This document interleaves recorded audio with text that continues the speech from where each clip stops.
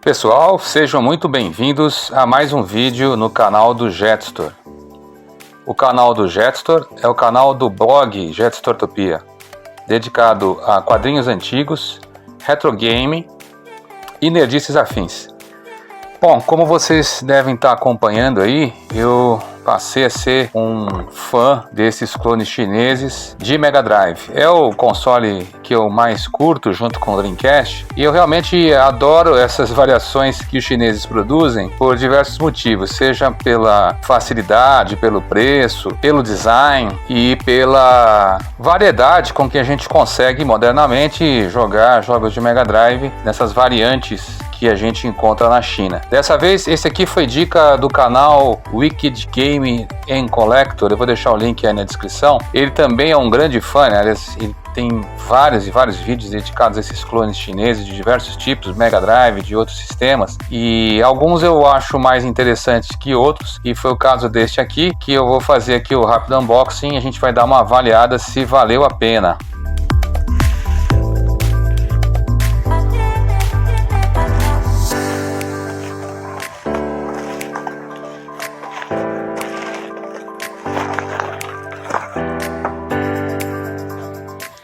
Bom, para começar aqui eu posso dizer que ele vem até que bem embalado e ele chegou rápido, eu acho que em menos de um mês. Esse console aqui não custou muito caro, eu vou deixar aí na tela o valor que eu paguei, mas foi em torno de R$100, mais eu acho que uns R$70 de frete, ou R$50 de frete. Então é um console que ficou abaixo dos R$200 e ele tem algumas peculiaridades, né? A começar aqui na caixa, que esse é o mais divertido, né? Acho que é um dos motivos até porque eu acabei curtindo, porque esse aqui não é um clone de Mega Drive, né? Ele é o Super Mega Drive.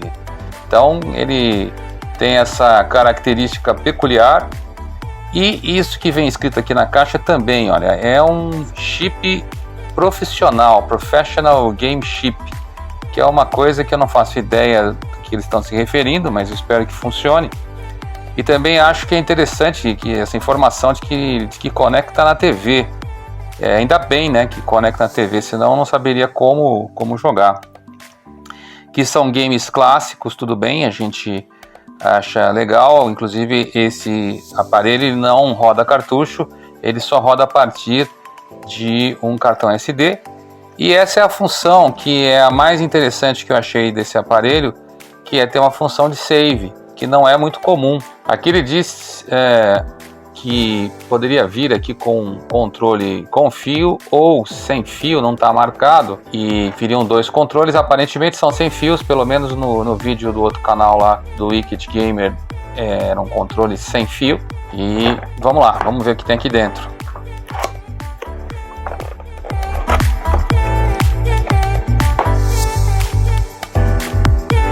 Então é aquele padrão, né? Um cabo USB, mini USB, um cabo HDMI, de fato vem dois controles. Uma peculiaridade que eu tinha visto no outro vídeo é isso, que você tem nesse caso um chaveamento aqui que você pode usar caso eu prefira o controle para jogador 1 ou jogador 2. Isso achei interessante, não tinha visto nenhum outro. A pegada do controle realmente é boa, é agradável. E outra vantagem aqui é que uma pilha AAA, e apesar de ter um slot ali para um parafuso, ele vem sem parafuso, que é muito prático, né? Para não ter que ficar parafusando. Os outros é mais comum você encontrar com um parafuso aqui, eu achei mais prático assim. Ele vem com um adaptador. Eu achei que não vinha, né? Com uma fonte, eu achei que não vinha. E vem com um adaptador de fonte. Isso aqui é bacana, isso é um detalhe que não costuma também vir nos outros aparelhos. E aqui o próprio clone, ele é bem leve, ele é muito leve. Ele imita um Mega Drive, um Genesis 2, Mega Drive 2 japonês ou Mega Drive 3 nacional. Tem aqui um reset liga-desliga, parece que tem ali um LED aqui no meio. Isso aqui é só decorativo, não aceita cartucho. Não tem aquela tampinha lateral imitando entrada para Sega CD, como outros às vezes colocam. Aqui na parte traseira a gente tem a saída HDMI, a alimentação e o slot para cartão SD. E na frontal, ele não é aquele padrão proprietário do Mega, ele é um padrão USB. A gente pode testar aqui outros tipos de controle para ver se funciona. Então é isso aí e vamos para o teste.